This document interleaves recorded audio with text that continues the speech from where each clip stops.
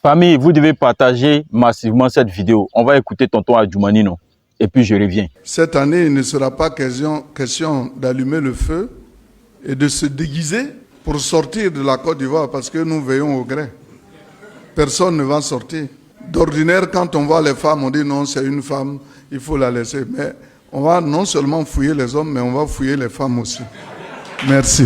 Voilà des gens qui sont au pouvoir et qui ne font rien, qui prouvent qu'ils veulent la paix. Nous tous là, dans cette vidéo, on sait de qui il veut parler. On sait qu'il parle de Afim Guessan. Mais est-ce qu'un homme normal peut vouloir se déguiser en femme pour fuir son pays? Si quelqu'un se met en tête de faire ça, c'est parce que dans son pays là, il y a des gens qui n'ont pas encore compris la politique. Il y a des gens qui pensent que quand tu n'es pas du même bord qu'eux, automatiquement tu es un ennemi qu'on doit abattre. C'est pourquoi il y a des gens qui vont se déguiser en femme pour fuir. Si vous avez quadrillé la Côte d'Ivoire, c'est bien, Dieu merci. Mais en même temps, quadriller aussi pour vous.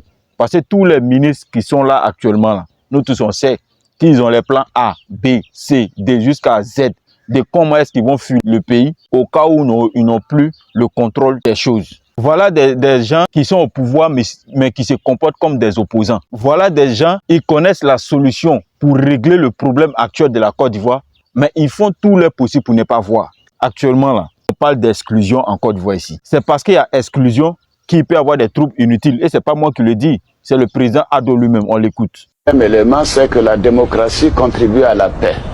Le manque de démocratie, l'exclusion de candidats ou d'électeurs peut également contribuer à des perturbations inutiles. Pour éviter des perturbations inutiles, comme le président Ado l'a dit, c'est mieux de trouver des solutions actuellement pour inclure tout le monde dans le système électoral afin que personne ne puisse fuir la Côte d'Ivoire. Non seulement on doit inclure les gens dans le système électoral, on doit faire l'audit de la liste électorale et il doit y avoir la révision de la liste électorale en 2025.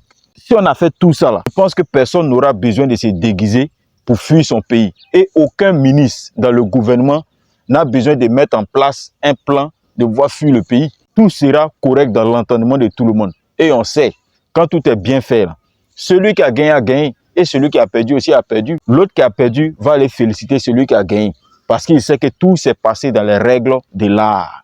C'est tellement simple, tonton Adjoumani. Quand vous faites ce genre de sortie là, vous cherchez à intimider les gens. Quand vous posez un acte là, vous savez que chaque acte qu'on pose là, il y a forcément une conséquence derrière. Donc si vous avez décidé d'exclure et vous maintenez le fait que certaines personnes soient exclues là, mais vous devez vous attendre à ce qu'il y ait des perturbations inutiles. Ça c'est clair et c'est net. Vous aussi en tant que tenant du pouvoir là, n'incitez pas aussi les enfants des gens à sortir pour venir manifester vis-à-vis des personnes aussi qui viennent manifester pour qu'on inclue le nom de leur leader politique sur la liste électorale. Vous aussi, là, ne lancez pas des alertes. Et puis, vous allez fuir quand ça va dégénérer. Je pense que l'opposition doit se mettre ensemble pour surveiller aussi les faits et gestes des tenants du pouvoir. Ils ne doivent pas fuir aussi le pays. Parce que si eux, ils peuvent vous surveiller là, mettez aussi un système en place aussi pour les surveiller. Personne ne doit fuir. Merci de partager la vidéo. On est ensemble.